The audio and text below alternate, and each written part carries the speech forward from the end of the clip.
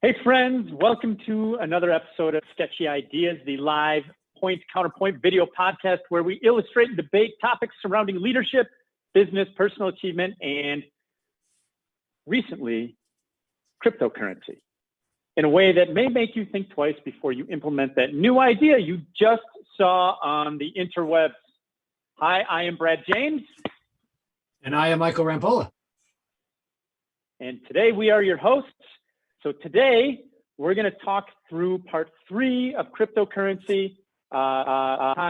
We went through a whole bunch of stuff, kind of got on soapbox a little bit. We're going to bring it back.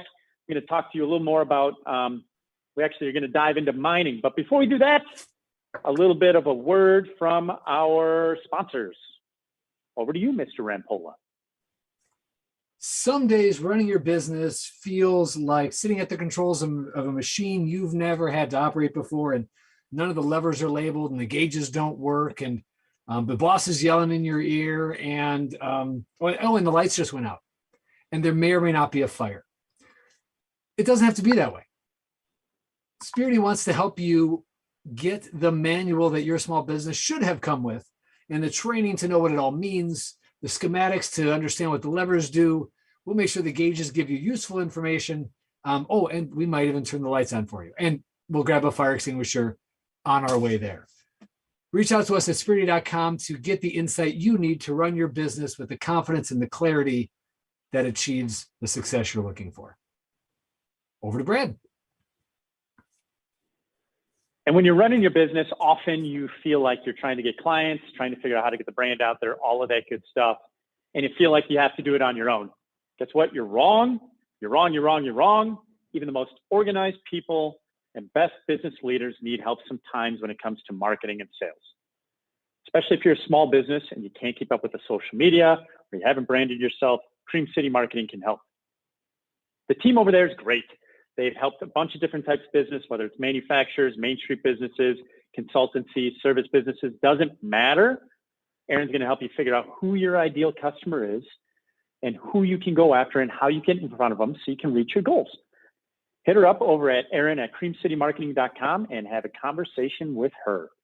So with that, so little preface. Been running this live event this week, dragging a little bit, a little loopy, but it's all about cryptocurrency. So at least you're in the same mode. Like your brain. Let's okay, folks. A little heart to heart here. So did you know? Anybody notice that Brad's setup looks a little bit different today? Regulars, you've probably already picked up on that fact. Why? Because Brad just went out and upgraded his whole kit. Because Brad has been the showman for 3 days running. He's got 2 more to go on a very intensive boot camp all about cryptocurrency, crypto mining, crypto blockchain. And I didn't want to forget about all of you, which is why we're still doing this show. So Brad's going to try to, that's just how committed your co-host Brad is, folks. He cares about you. So today is day 3 or attempt 3 or part 3 of Crypto for Common Folks. Now, let me just level set on top of Brad's level set. The folks that he's been talking to every morning are not the common folks. They're the people who are deep in this. I've been keeping an eye on it on occasion. And I know that acronyms are, I don't know anything. I've got like 2% acronyms figured out. And that's the ones I already knew going in. Like, I still know that ASAP still means whenever you can get to it. But beyond that, I don't know anything that they're talking about, but I am just trying to nod along and follow along. Brad has the ability to go both that deep and also bring it up here so we can all get it. And so Brad, thank you. Thank you, Brad, for your commitment. And thank you for distilling and simplifying what is a very complex concept. You did a great job on parts 1 and 2. What's the focus for today?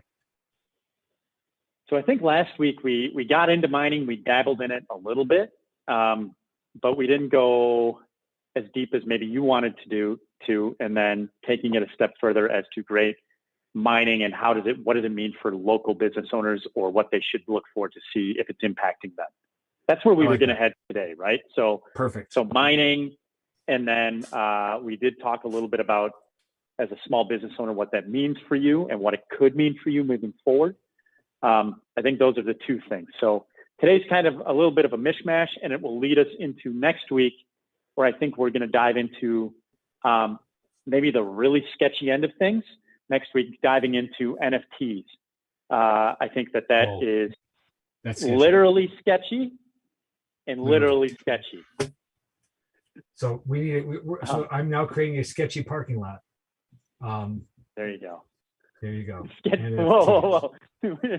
We don't need to go to sketchy parking lots. Oh, well, you know what happens in sketchy Scratch parking that. lot. Not a sketchy parking lot. A parking lot for sketchy. Parking lot for sketchy ideas. Okay, there's our parking lot for sketchy ideas. NFTs is in the lot. Okay, so crypto mining and you, which feels like an episode of like something from The Simpsons, like nuclear power and you. Like this is crypto mining and you. And what does it all mean? I love this. This is great. Sure. So recall, and we touched on this last week, the reason this is important for you if you're watching the show is because you're probably going to start to see more of this, especially going into next year. And it's going to become more of a topic if you're following how the whole thing works. So last week, we explained how credit card transactions work, why cryptocurrency mining is important to you as a small business owner to begin understanding it at a very high level, and how it's going to impact you in terms of your payment systems, your books, transactions, all of that stuff moving forward. Right. So if we look at this just from a mining standpoint, because everybody talks about mining, mining is just a big server farm, to make it very clear, cut and dry. The difference is that these servers that are being placed in there are owned by a lot of different people, and they do mostly a small set of algorithms or processes. It's not like the computer that we're running Zoom on. It's not even like what's going on in the camera or what's going on in the phone. These computers mostly are single set processors that are running the same set of code and solving problems that are being sent back to them, back and forth from the rest of the network in terms of mining. So the thing is a lot of people want to get into mining right now. Mining, if you want to dive into mining as a potential business opportunity, the opportunities right now is the time to get into mining, whether that's in supplying the miners right now. Actually, like 6 months ago would have been great, but right now is the next best time. Actually, 4 years ago would have been great, but right now is the next best time. The point is that mining makes crazy returns. And this is what I mean. You have my attention. You have my attention. I heard returns and crazy. So much so that there are a number of people who used to be like the high level financial people on Wall Street, the smarter people than me in terms of money and trading and day trading and all that other stuff, looking at mining because the returns don't make sense. They don't make sense. That sounds like right up our alley already. It doesn't make sense. Perfect. Let's talk about it. Totally. When people are investing in equipment or investing in mining, the returns on these things are so out of the norm that when you're a smart trader, you're going, this can't be true. And the reason is this, is that people buy a $10,000 machine right now, right? Let's just say they buy a $10,000 machine. All right, this will be fun. Math, numbers, I like it. All right, so I got a 10K machine, okay. Yep, I'm pulling up an example of a machine, right? There's hundreds of them out there. When you say a machine, this is a very simple computer, if I'm understanding this correctly, or a simple server? Yes, exactly. Yeah, it's a loaf of bread for most people, or 2 loaves of bread stacked on each other that weighs 25 pounds. I've got loaves of bread running math equations. That is okay. That is crazy. Yeah, right. Exactly. You're right. It doesn't make sense. So here's the deal.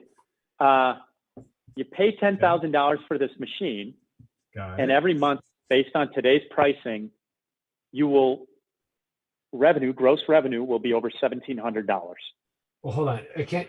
There's no way that's all I need is a machine. There's got to be more than that I need. Well, you got to pay for power and stuff, but that's why I'm saying I'm going to explain this to you further. Oh, okay. So if we understand though, if you're looking at it as cost of machinery and gross profit, gross revenue, one time there, and then okay. Yeah, one time pay, and then monthly, while it's running, it's going to gross $1,700.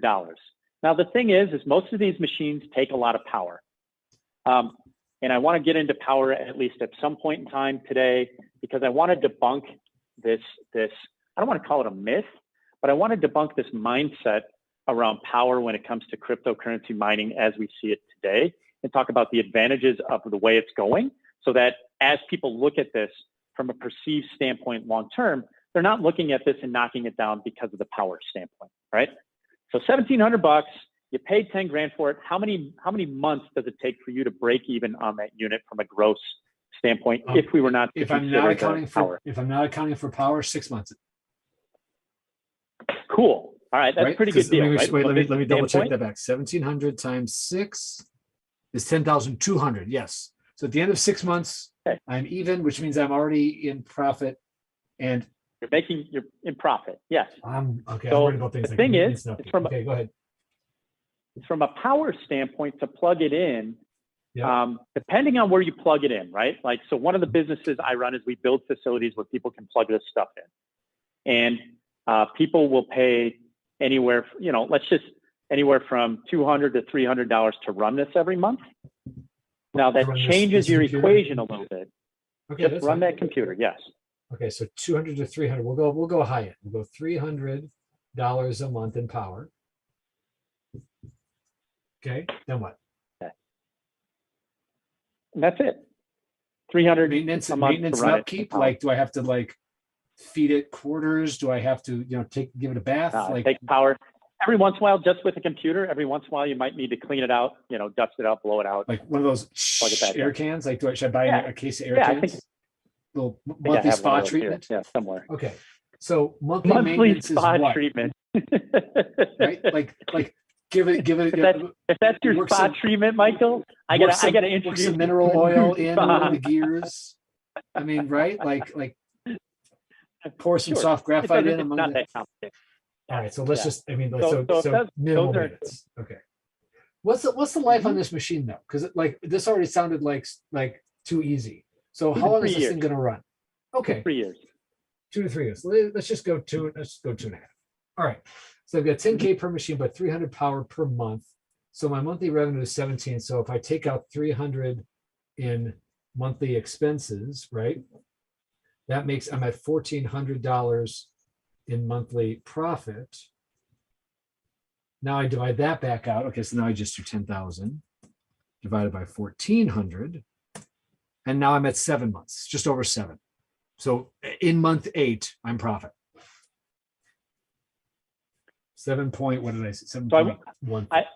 The reason this is important for people to understand is find a business that all you have to do is plug in a piece of computer equipment, configure it once, make sure it's got juice, and in month 7, it's now profitable.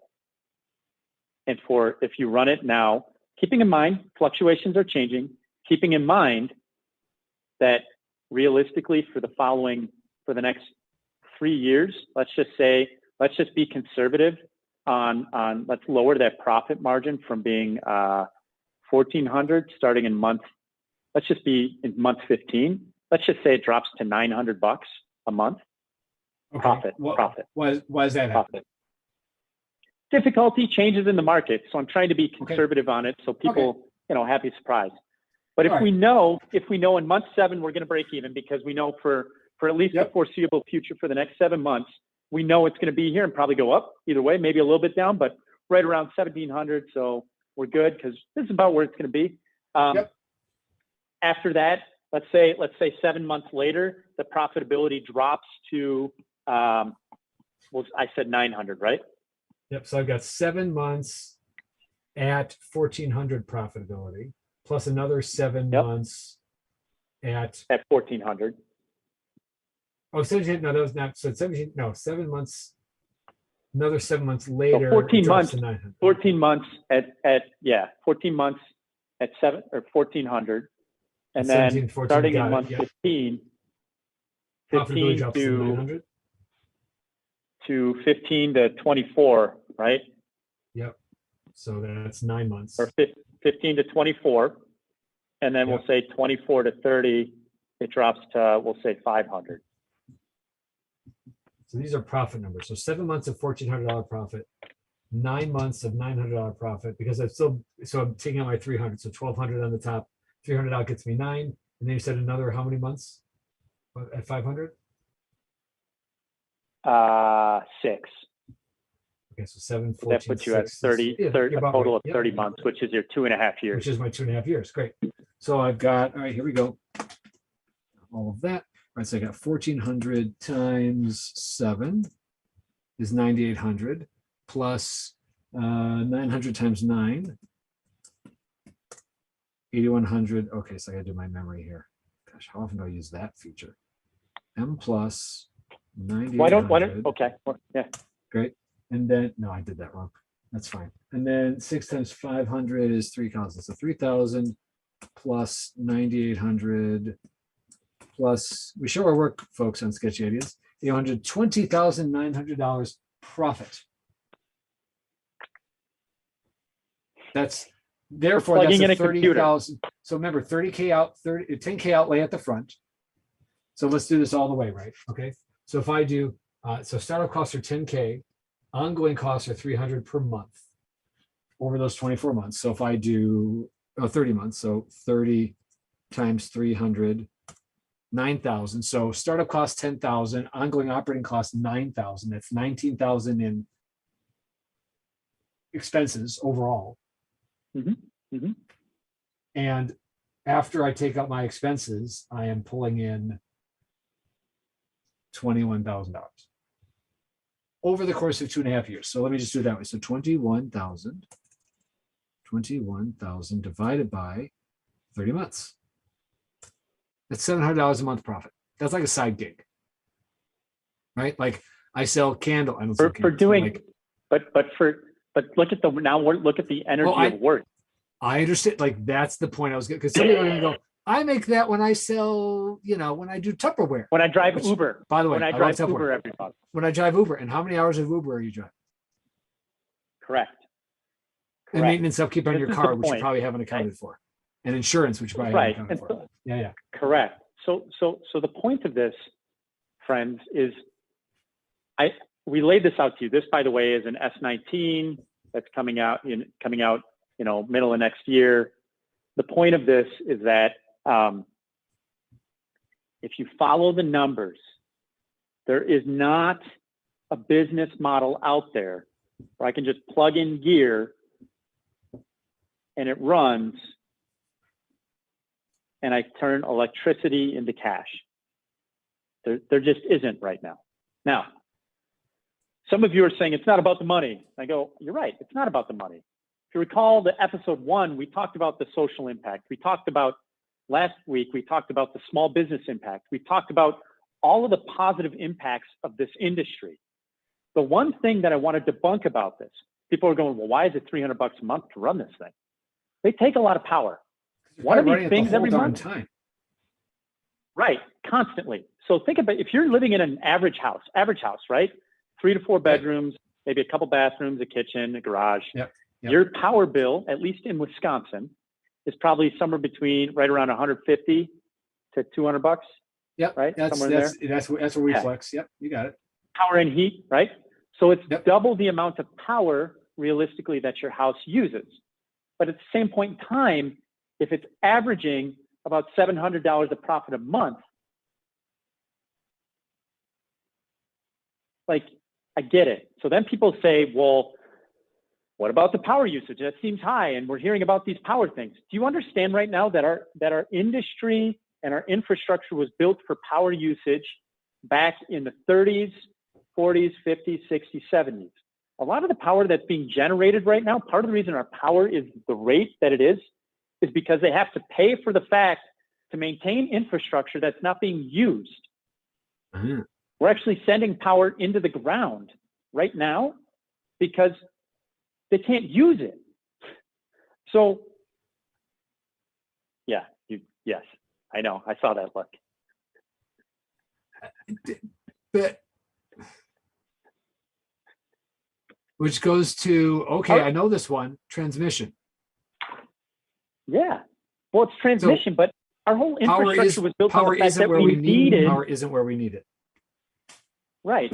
And we produce power no matter what. Power is produced no matter what. You cannot tell a wind farm or a nuclear facility or a facility that takes natural gas and turns it into electricity. You can do only so much control based on the power that is generated. Once those things are built and engineered, they're built to consistently produce that amount of power no matter what. Because if they shut it down, it costs more to shut it down and turn it back on than it does to just let it run and shove the extra power back into the ground with grounding poles, which is what they do with a lot of extra power. Part of the reason why here in Wisconsin, like this whole, and this is something I've had to learn, right? Like again, beekeeper, Eagle Scout, sustainability guy, renewable advocate, all of that stuff. But I also understand, yes. Can't I just go get a giant rechargeable battery and like put it in between the thing and the ground? Like, I'm sorry, that it's the guy who doesn't get it. Expensive. Okay, but you understand, like there are things that could be holding on to that. I understand. It's not so. So the point is this: our power problems in the world have nothing to do with power creation right now. There are different ways to create power. Really, what the problem is power storage, which is what Michael's saying. Okay. Which storage explains why so many companies are trying to solve for that problem. I.e., if I understand the origin story correctly, kind of why Tesla existed really in the first place, and in the meantime they built some cars. Correct. Yeah. Right. Okay. So yes, but the point of this is the reason this whole power. I'm trying to debunk this power argument of like, I like cryptocurrency is bad for the environment. Cryptocurrency is actually really good because it's forcing us to optimize and upgrade infrastructure to actually fit where the future is going. This is infrastructure that hasn't been touched since probably the 60s, 70s, or early 80s. So now it's 40, 50 years old or older, and we haven't upgraded it, which means that there's inefficiencies in it anyway. So we're wasting power when we transmit power because we haven't upgraded it because there has not been demand for it.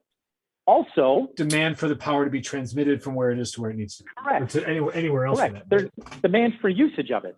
So renewables and using less power, totally get it. It's good. But that power is still being generated, then jammed back into the ground, which is why you have a demand charge on your bill that you're like, what is that for? Doesn't make sense. Yes. Have these people never played Sims?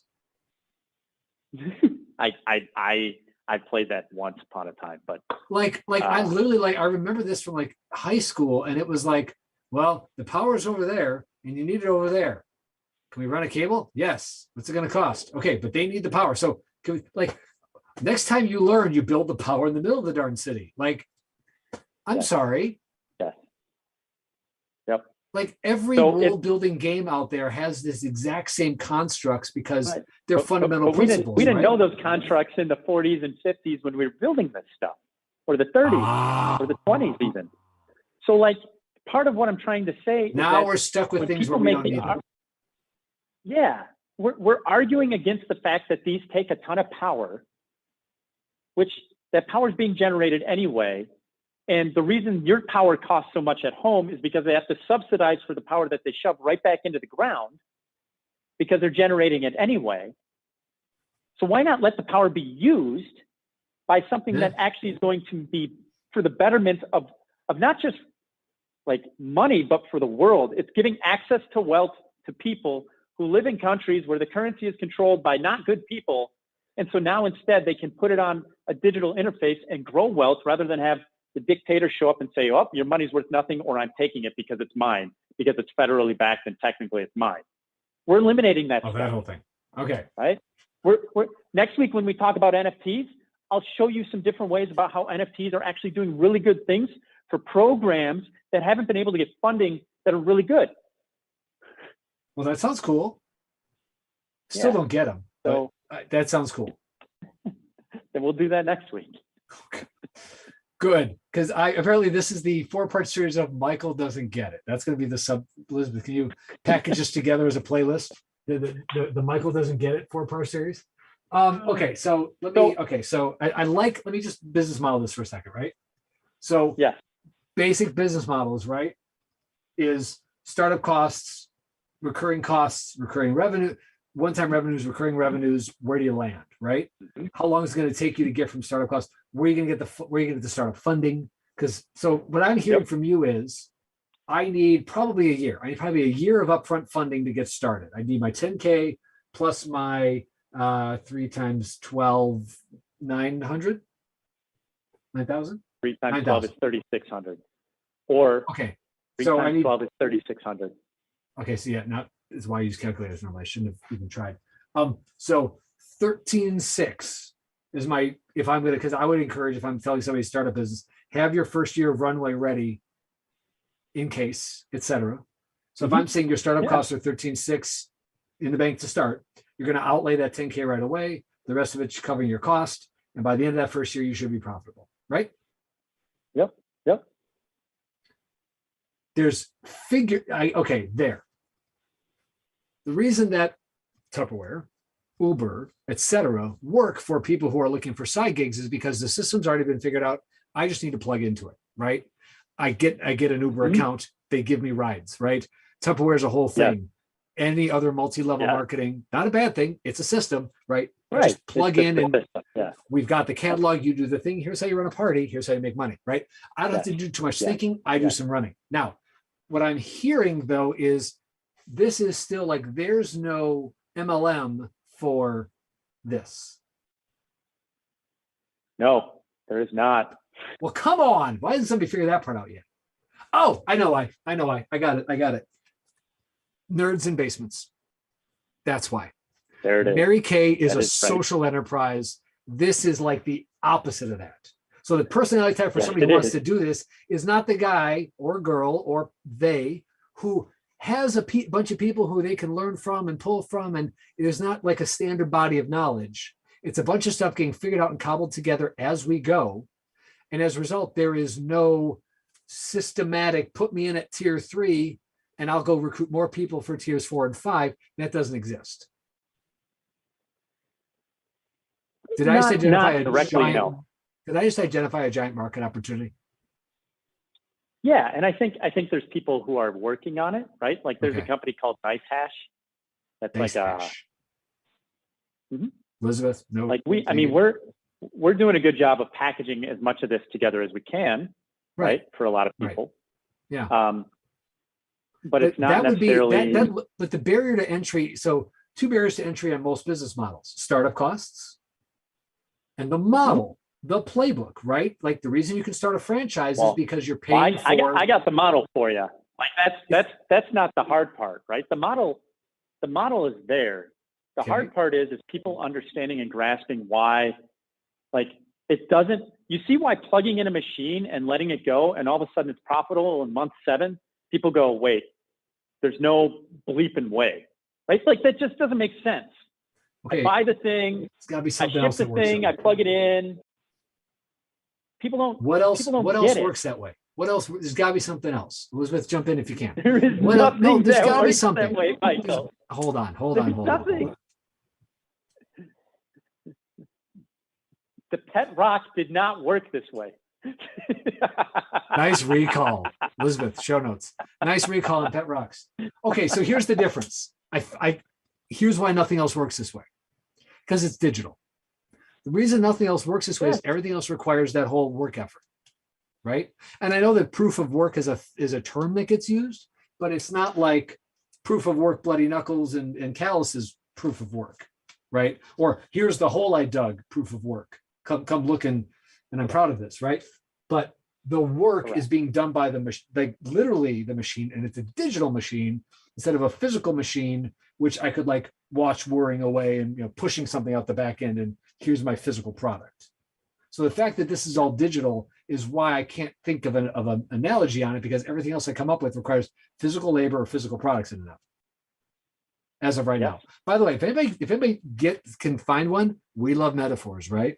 If there's an analogy here or a good parallel, that a thing you can plug in or set it and forget it that just produces back end value. Well, that's why it's called mining, though, Michael, right? Because the idea is that if I was a miner in the past and I ran a team of people who went out and did the physical work, right? They're mining gold or valuable metal. That's the machine. And then that machine, basically, my miners bring back ounces of precious metal. I now know that precious metal has a value in the world. That's why it's called mining. So but the important part of this is that this whole concept, we're going through another like economic and industrial and technological revolution right now. Yeah. With all of the things that are happening. And we'll talk about more of that next week with like the metaverse and why NFTs work there and what the big deal is there and how you've already dealt with NFTs. You just don't realize it. These things, we're just getting better at classifying them and adding systems to it. We talked about digital money, right? We talked about digital cash. Yeah, it's existed. We just didn't realize, we just didn't call it that because it was still like tokens. Correct. So I think the important takeaway, if you're watching this, is to look at this idea, and you need to begin to understand it, because what's going to happen at some point in time, whether it has to deal with power and electricity and renewables, my point with that was that the more demand we put on the system, the more innovation actually happens. That was my big takeaway on the power, is that if you put demand on the existing infrastructure or existing way things are done, you now force innovation to happen because you've created demand. And when you create demand, you create people who say, I can do this in a better way and make it more efficient. That's why right now, part of the reason we have so many problems with energy efficiency or power usage is because the demands on the infrastructure are not what they were back in the 20s, 30s, 40s, 50s, and 60s. They're not. Right. And so if you put demand on the existing infrastructure, you're going to increase the efficiency of it, the power factor, the ability for us to use less on the back end. Keep in mind, these machines were designed with the understanding of what the infrastructure is and how it's designed today. We're not going to deal with energy efficiency revolution in this world until we use more energy and force infrastructural updates. It's just not going to happen. That's why one of the things, remember the Tesla thing and the electric cars? Yeah. One of the biggest roadblocks to it was the power stations. Yep. Yeah, absolutely. And yes, now there's demand. That's why you're seeing them out there. Folks, why does your local restaurant now deliver? Demand didn't go away. Demand increased. The means were closed down. Innovation gets created, right? Necessity is the mother of invention for a reason. Demand is the mother of innovation. Yes. I mean, quotable. That's why this whole, and cryptocurrency is the fastest adopted technology in the history of mankind. There you go. There's been so much innovation and technological advancement within the last 10 years based on blockchain, based on cryptocurrency, where fintech has had to adjust. You're going to see a lot of things happen. And if you don't understand what's happening, you're going to get left behind. I don't want to see that happen. Oh, you either need to take advantage of the education right now and and learn it and put time into financial literacy and learn this stuff, or you are going to get left in the dust one way or another. And we don't want that for you, for the record. No. So. No, I don't want that, because that would be very sad. That would be sad. And that's why we're afraid, here. We're here to bring you along. I mean, all you. I'm afraid. I'm afraid, based on human nature, that there's going to be a bunch of people left behind. Okay. And they're just going to be mad because nobody. Don't be afraid. That's a fact. Yeah. Because, right, there's always somebody on the back end of the curve, of the adoption curve, right? So, yes. Basically, we don't want that to be you. We really don't want it to be anybody. It's going to be somebody. Unfortunately, that's just like, I'm not trying to be dire. I'm just trying to be factual. Yeah. There's always somebody on the back end of the curve. So if you Yeah. understand that the curve is coming and don't want to be on the back end of it, this might be something to learn about. Yeah, we're doing our innovation best to curve, break right? it down That's what you're talking for the about. common folks. This For the thing? yeah, that's the one. Yeah. Yep, that thing. So like if we understand right now, like if you understand innovation, right? This is where things are at the peak of adoption. Everybody's adopting it. So like the early iPhone, right? If you look up iPhone, you'll see a lot of images of this, or like how tablets and cell phones work. Yep. Where we're at right now in this whole thing is probably right first here 20 or early. Yeah. Yep. Totally agree. And then there's a name for this next gap, right? This is the big one. This is the chasm, right? This is the chasm. That's the word I was like. Yeah. All right, so folks, don't get left on the other side of the chasm, because there's a boulder coming, and probably some angry locals who may or may not have pitchforks and things on fire. Right? Here's the boulder. I just went to Indiana Jones, like, who just ran up to the edge of the cliff and did one of these. Here's our angry, like.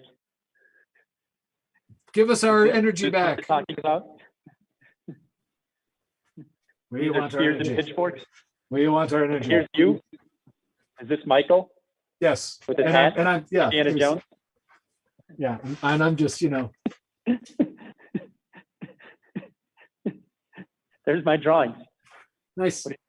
Real life. That's real, folks. That's real life. That's real life right there. That's an accurate depiction of real life right now. That's right. It really is. It really is. Folks, I know we got to wrap this up. So, because we get to do Crypto for Common Folk 4. I know Elizabeth's excited. We hope you are too.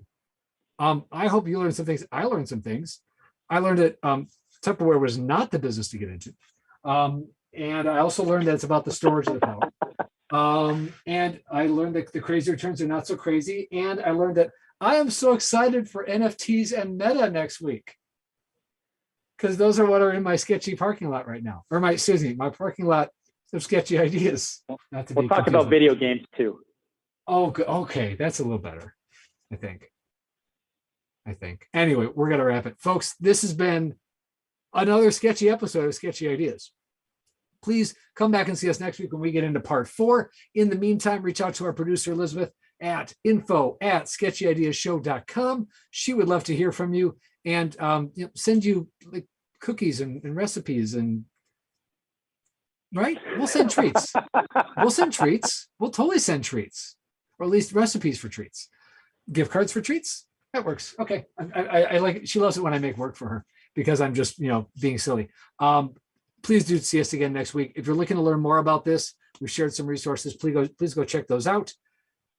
In the meantime, be aware of sketchy parking lots. And remember, just because it's a sketchy idea doesn't mean it's not worth exploring. We'll see you again next time, everybody. Bye-bye.